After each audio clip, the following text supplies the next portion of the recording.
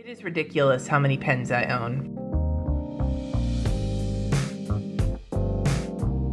Hi everybody, today I am taking a look at the Erin Condren designer gel pens. Erin Condren came out with some new writing tools in the past couple of months, and I'm finally getting a chance to sit down and take a look at these.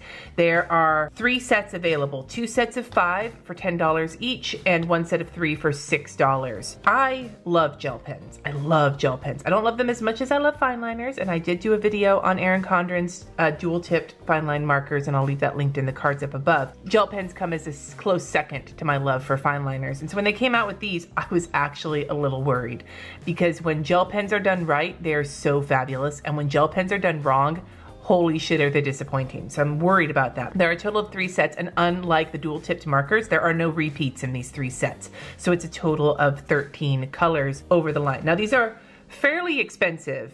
$10 for a pack of 5 is not inexpensive. I think in part you're paying for the Erin Condren branding. They come in like a plastic situation, which is different than the hard plastic the other pens come in. I don't like this one as much. I think the other one is cuter, but this is still useful. It's not gonna fall apart right off the bat, so you can keep them together if you want to.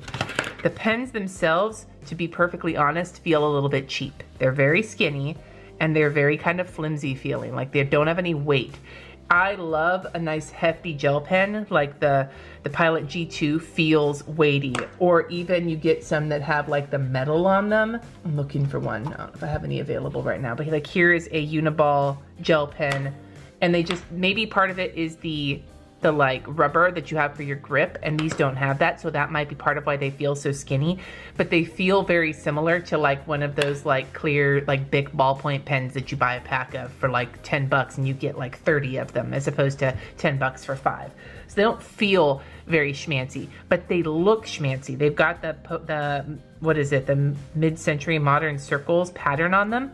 The color of the ink is on the butt of the pen and on the pen loop, which is much less useless than the pen loops on these guys. These pen clips. This pen clip is some raw bullshit, but this one is a much hardier pen clip, which I appreciate. You can see the ink kind of through like the frosted plastic, which I think is really pretty. Like they're a very pretty pen, but when you hold it, it feels a little flimsy. Now there are 3 sets, like I said. The 2 5-packs are brights and classic, and then the other one is neons.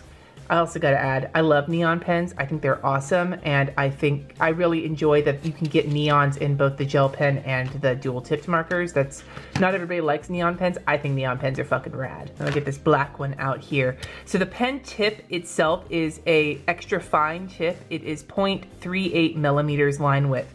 The caps do sit on the butt end of the pen, but you gotta kind of push them on.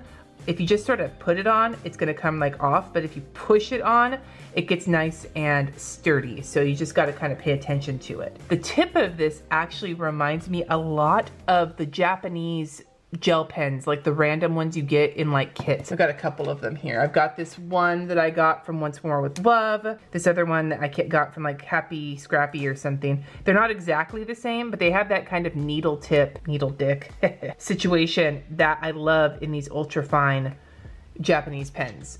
You know, I don't always like ultra fine gel pens. Sometimes I like a much broader one, but when I do like them, it's because they have such a like neat, sort of compact way of writing, which I find really aesthetically pleasing when I'm in that kind of a mood. If I'm in like a broad ass bitch kind of mood, I'll use like a 1.0 gel tip, or I'll go, I don't really live in like the 0.5 land. I like either super fine or fucking girthy, but these are the super fine. And as you can see, these write very much in that super fine land. I will tell you, just from writing with this, they write very smoothly. It feels very comfortable, and I'm appreciating that. Let's check and see how quickly they dry. Well, that didn't dry very quickly.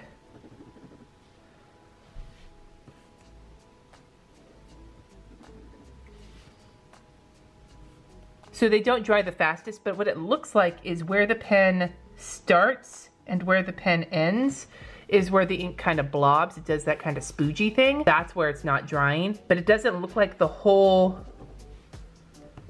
like that didn't smear, but that smeared. So it's where the pen sets down that smears. That's not gonna help you if you're a lefty, but it is good to know that like the non-drying comes from where you place the pen down. So let's take a look at the colors of these and we'll talk about them.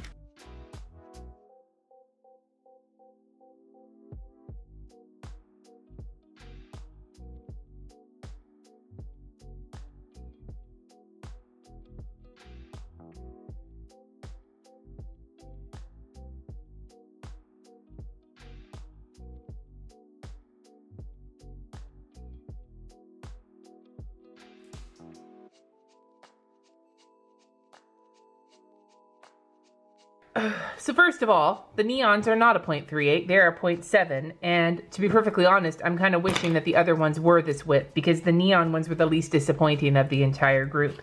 The neons are exactly what they said they were. They're bright, you can read them. The yellow is probably the hardest to read, which is kind of what comes with the yellow, neon yellow highlight color, but they're still really bright and easy to read.